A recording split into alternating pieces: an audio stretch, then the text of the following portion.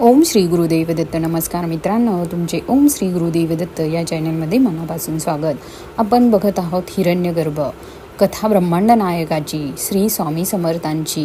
जय जय श्री स्वामी समर्थ. हिमालयातील एका दुर्गम गुप्त जागी 7 जण चर्चेला बसले होते.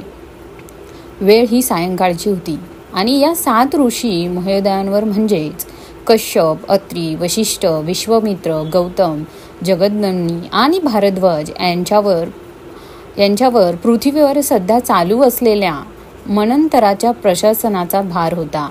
आजची सभा ही फार विशेष होती. उद्या असणाऱ्या आषाढ पौर्णिमेच्या सिद्धांताच्या महासभेत उपस्थित राहण्यास साक्षात या सर्वांचे मालक येणार होते. दरवर्षीप्रमाणे होणाऱ्या या अवधूतपूर्व अशा महासभेत त्यांच्या मालकांचे प्रत्यक्ष सानिध्य व मार्गदर्शन लाभणार होते.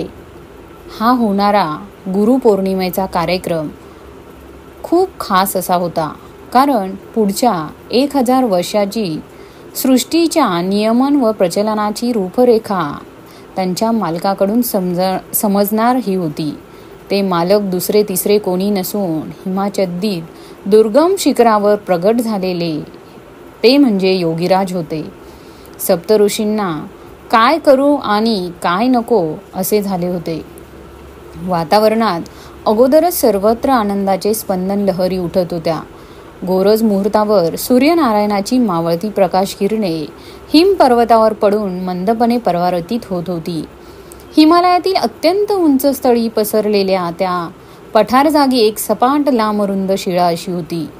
सर्व सप्तऋषींनी तिची निवड योगीराजांच्या आसनासाठी केली.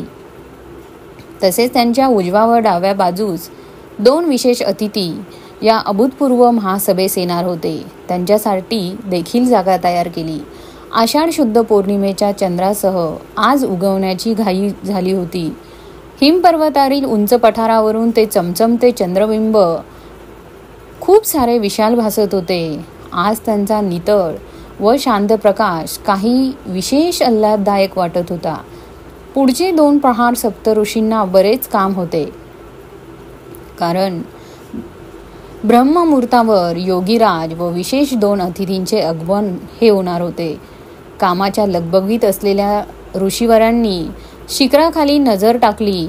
सर्व विश्वातील सिद्ध आत्मे होऊ घातलेल्या महासभेसाठी प्रकाशकणांच्या रूपाने तरंगत व सरकत होते. जणू काही रात्रीच्या अंधारात हजारो चमचमणाऱ्या काजवांची लाट वर येत होती. सर्व अस्मंत एका विशेष चेतनाने भरून गेला होता. इसवी सन 1148ची ती गुरुपौर्णिमेची विशेष महासभा ही सुरू झाली होती. सर्व सिद्ध आत्मे प्रकाशकणांच्या रूपाने प्रवास करून वरपर्यंत पोहोचले होते. ते प्रगट होऊन स्थानसंपन्न झाले. आता पहिल्या विशेष अतिथीचे आगमन होणार होते. त्यांचे नाव होते शिव गोरक्ष बाबा, जे सर्व विश्वात महाअवतार बाबाजी क्रियायोगाचे प्रणेते म्हणून ओळखले जातात. जमलेले सर्व सिद्ध परमात्म्याचा स्तुतिपाठ हे करत होते. म्हणत होते, महाअवतार बाबाजींचे आगमन झाले. सप्तऋषींनी त्यांचे मोठ्या जल्लोषात स्वागत केले व आसन ग्रहण करण्याची त्यांना विनंती केली. आता दुसऱ्या विशेष अतिथींच्या आगमनाकडे सर्वांचे लक्ष हे वेधले होते. विजांचा जगजगमाट होऊ लागला. दुसरे विशेष अतिथी श्री गुरुदत्त महाराज त्यांच्या योगी स्वरूपात प्रगट झाले. सर्वजण उठून उभे राहिले. सप्तऋषींनी त्यांचे स्वागत करून त्यांना सन्मानपूर्वक आसनस्थ केले. आता सगळ्यांची नजर होती ती म्हणजे मुख्य आसनाकडे लागलेली. मुख्य आसनावर कोण बसतं याचा सर्वांना वेध लागले होते. ते परब्रह्माच्या आगमनाचे. ब्रह्ममुहूर्तावर तो क्षण आला. योगीराज तेथे प्रगटले. त्यांच्या स्वागतासाठी श्री दत्त महाराज आणि श्री महाअवतार बाबाजी उभे होते.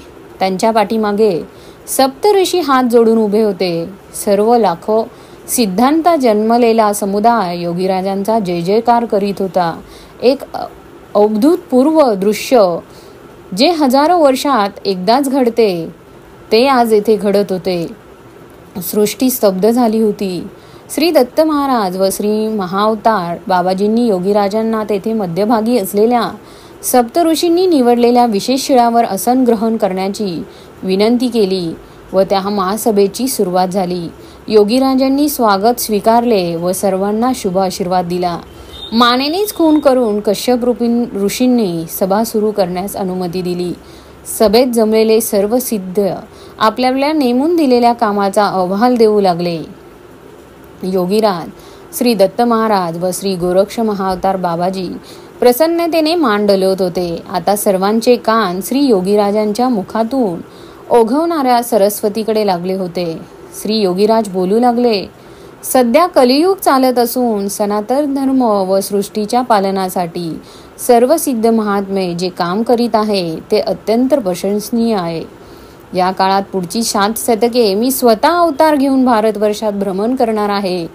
14व्या शतकाच्या सुरुवातीला म्हणजे 1320 ते 1352 पर्यंत मी श्रीपाद वल्लभ या नावाने अवतरित होईन. पण 14व्या शतकाच्या उत्तरार्धात म्हणजे 1378 ते 1459 मध्ये मी व्रतस्थ संन्यासी नृसिंह सरस्वती स्वामी म्हणून ओळखला जाईल. सद्भक्तांचा उद्धार करून 350 वर्ष कर्दळी वनात तपासाठी बसेन व 19व्या शतकाच्या सुरुवातीस भारत भ्रमणास निघेल. संपूर्ण भारत भ्रमण करून 19व्या शतकाच्या उत्तरार्धात म्हणजेच 1856 मध्ये प्रज्ञापुरीस येऊन तिथे 22 वर्ष लीला दाखवून निजानंदी बसेल. या येत्या 730 वर्षात मी पुन्हा सर्वांच्या बरोबरीने सदेह कार्यरत राहून सकल प्राणीमात्रांचे अभिष्ट चिंतन शुभम भवतु महासभेचा समारोप झाला होता. उषकालाची प्रकाश किरणे डोकवू लागली होती. सर्व सिद्ध आत्मे, सप्तऋषीगण, श्री दत्त महाराज व शिव गोरक्षी बाबाजी आपल्या आपल्या स्थानी रवाना झाले. योगीराजांनी परत भ्रूमध्यात दृष्टी खिळवली आणि सर्व अस्मंतात ओंकाराचा ध्वनी घुमला. जय जय श्री स्वामी समर्थ. मित्रांनो, हिरण्यगर्भ याची प्रत्येक व्हिडिओ बघण्यासाठी चॅनलला सबस्क्राईब करा, लाईक करा, शेअर करा, जेणेकरून प्रत्येक व्हिडिओ हा तुमच्यापर्यंत पोहोचू शकेल. धन्यवाद.